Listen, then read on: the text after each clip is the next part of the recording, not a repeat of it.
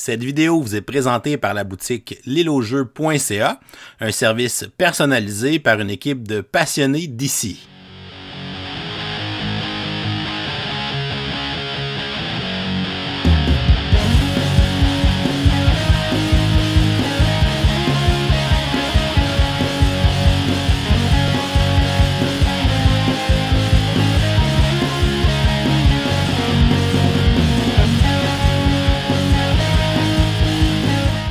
Bonjour chers amis joueurs, ici LP, bienvenue à ce nouvel épisode de Kickstarter Sir or Not, dans lequel je ne te présente pas un jeu, mais une série de jeux qui s'appelle Ludos. Il y a présentement deux boîtes qui existent dans cette série-là. Ici, il y a la boîte Africa, tu as la boîte d'Asie, donc la boîte Afrique-Asie.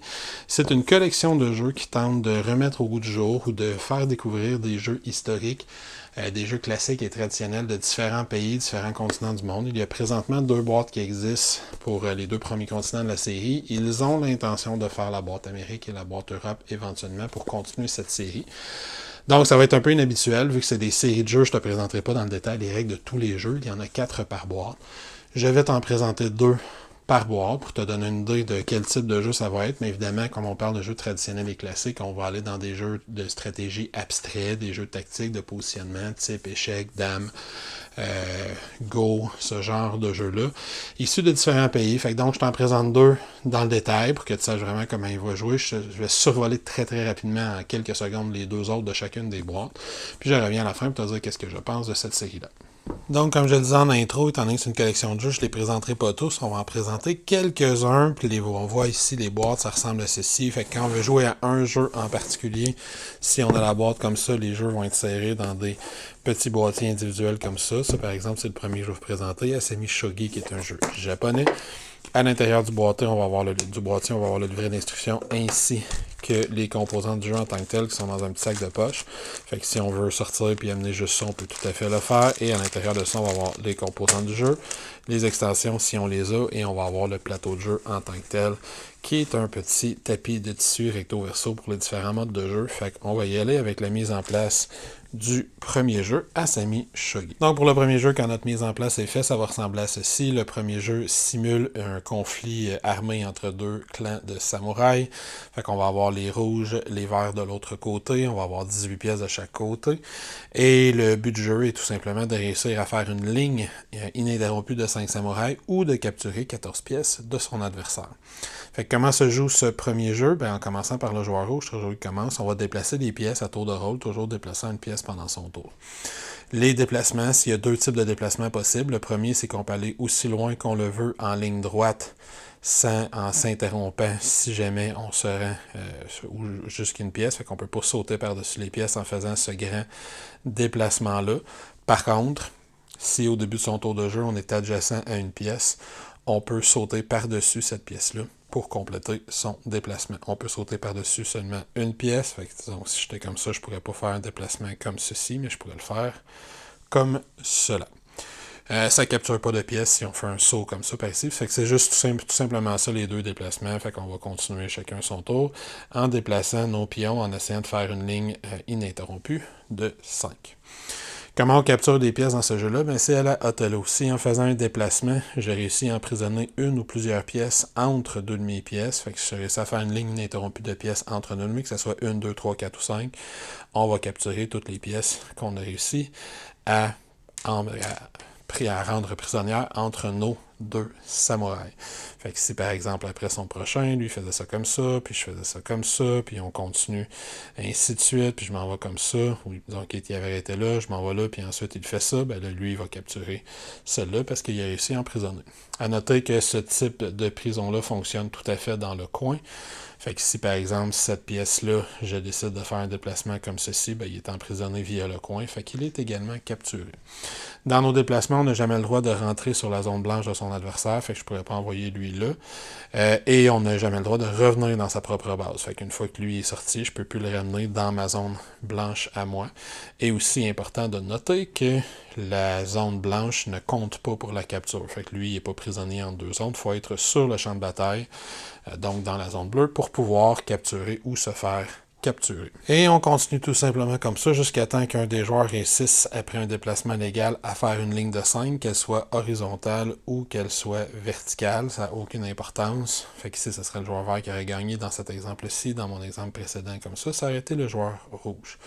Sinon, une fois qu'un joueur va avoir capturé exactement 14 pièces de son côté, ben il va gagner la partie, étant donné qu'il ne restera plus assez de pièces à son adversaire pour être capable de pouvoir faire une ligne de 5, fait que ça donne la victoire automatiquement à l'autre joueur. Pour le deuxième jeu de la boîte Asie, on va y aller avec Youth, qui est un jeu coréen. Youth, une fois installé, on va avoir dans le fond une piste de course. C'est un jeu de course de chevaux. Chaque joueur va avoir 4 chevaux à sa couleur.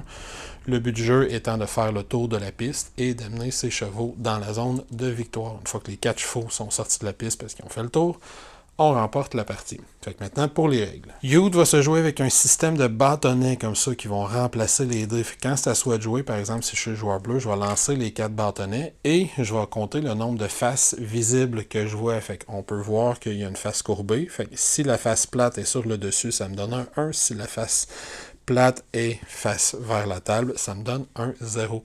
Fait que ça, par exemple, ça serait 3. Moi, j'ai roulé un 4 en roulant ça ici. Quand on roule un 4 ou un 5, vous allez me dire comment on fait pour rouler 5, ben on ne peut pas obtenir 0. Fait que techniquement parlant, le meilleur lancer qu'on peut faire, c'est un 5 en faisant ceci. S'il n'y a rien qui apparaît, c'est 5. S'il y en a juste un qui apparaît, c'est 1. S'il y en a 2, c'est 2. S'il y en a 3, c'est 3. S'il y en a 4, c'est 4.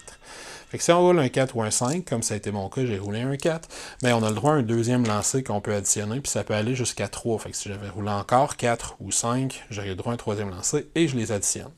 Fait que là, dans mon cas, j'ai eu un 4 et j'ai eu un 2. Qu'est-ce que je peux faire avec ça? Comme j'ai eu un lancer multiple, j'ai des options. Sinon, j'ai 3 choix, en fait. Là. Sinon, j'en ai 2.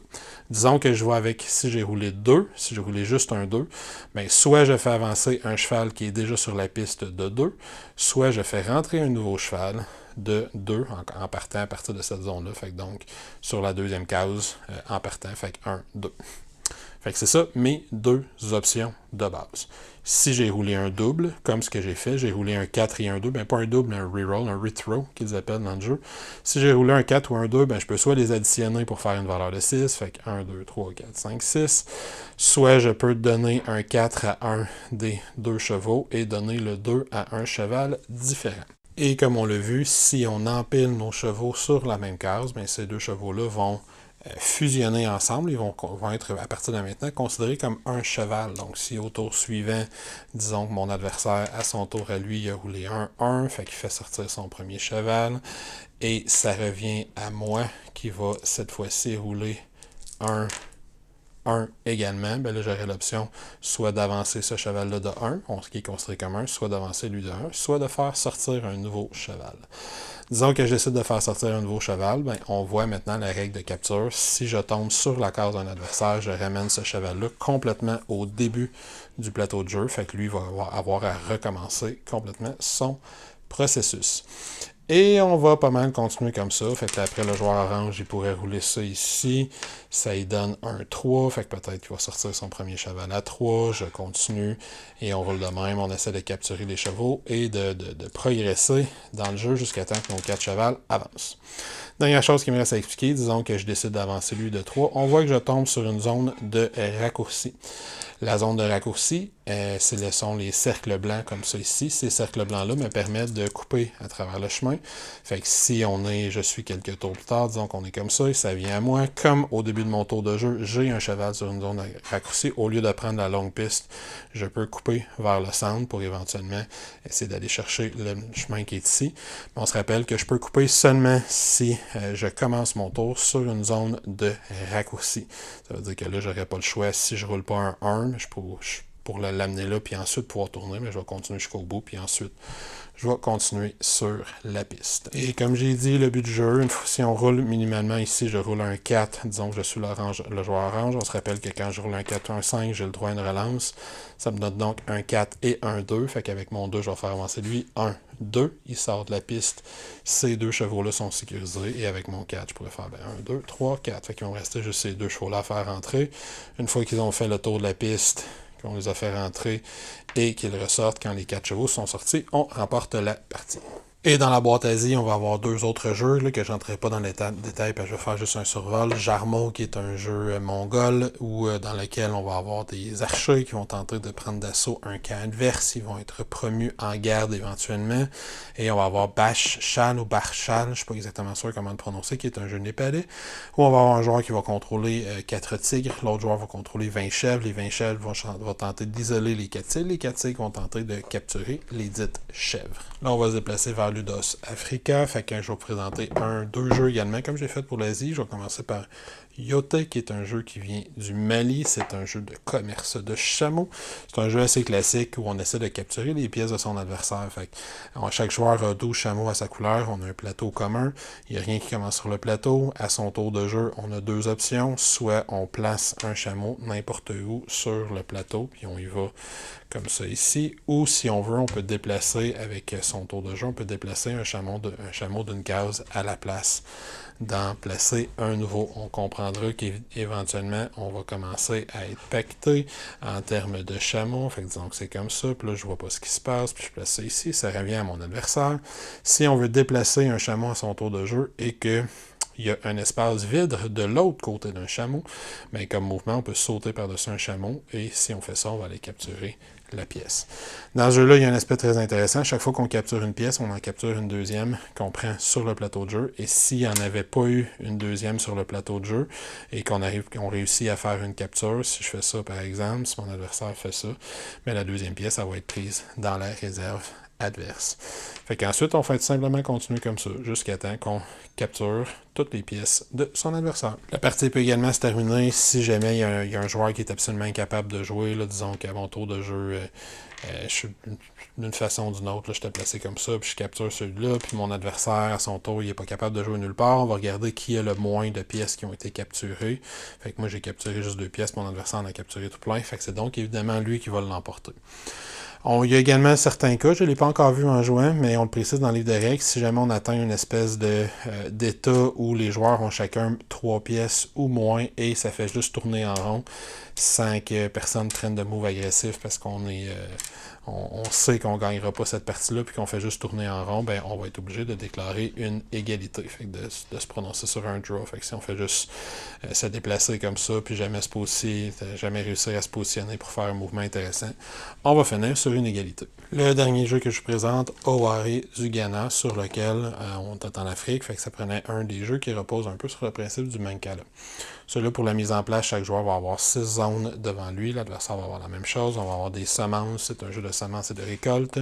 Fait qu'on va avoir 4 semences qui vont commencer dans chacune des zones. Le but du jeu, c'est de réussir à faire une récolte pour soi, une réserve de 25 semences. Comment le jeu se joue, encore une fois, comme tous les autres, c'est fort simple. À son tour de jeu, on va prendre une de nos zones personnelles de semences, donc une des 6 qu'il y a devant ça. On va prendre toutes les semences qu'il y a dedans, puis on va les distribuer de façon anti-horreur en mettant une semence dans chacune des zones adverses. Fait que peut-être que mon adversaire lui va faire 1, 2, 3, 4. Là, ça va revenir à moi. Cette fois-ci, il y en a 5 là. Fait que je vais faire 1, 2, 3, 4 et 5. Et on va continuer comme ça jusqu'à temps qu'à la fin d'une phase de plantation, fait que disons que je décide de faire cette plantation-là, 4 et 5.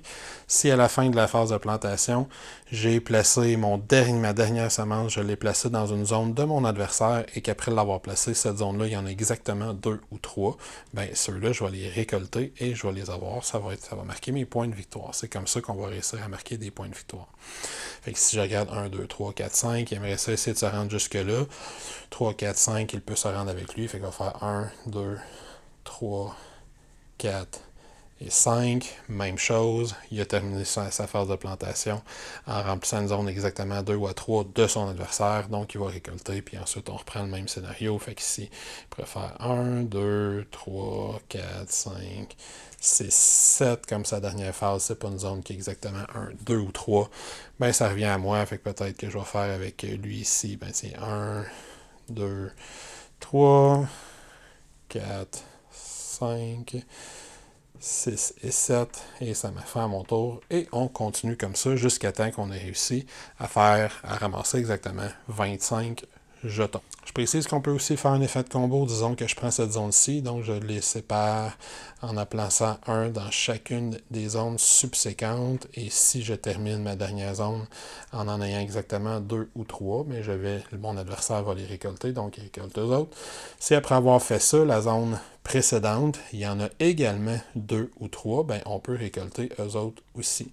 Et ça continue. Si la zone précédente, il y en avait également 2 ou 3, ben on pourrait les récolter aussi, puis on peut faire une espèce d'effet de cascade comme ça. Fait que là, mon adversaire a réussi à en récolter 5 d'un coup. Les deux petits cas de figure qui restent, si jamais on fait une plantation avec une zone qui en a 12, quand on va faire notre distribution, on va sauter par-dessus la zone de départ. Fait qu'il faut absolument qu'elle reste vide après notre tour de jeu. Fait qu'on va distribuer 2 de nos jetons au même endroit en laissant la zone de départ qu'on va avoir laissée vide. Puis on va faire ça évidemment juste si on fait un lap complet. Et l'autre cas de figure qu'il y a, c'est que si au début de notre tour de jeu, disons que mon adversaire commence son tour de jeu comme ça, si à la fin de son tour de jeu, dis-je, il était comme ça, puis il a décidé de jouer lui, puis il joue ça comme ci, puis à la fin de son tour de jeu, il n'y en a pas, moi je suis obligé dans ma distribution d'aller lui en porter un. Fait que je pourrais pas dire à mon tour de jeu que je vais faire ces deux-là pour les distribuer comme ça ici. J'aurais pas le droit de faire ça parce qu'à la fin de mon tour, je ne lui en donne pas. Fait qu'il faudrait que je prenne minimalement un de ceux-là pour être capable de y en donner pour que la partie puisse se continuer.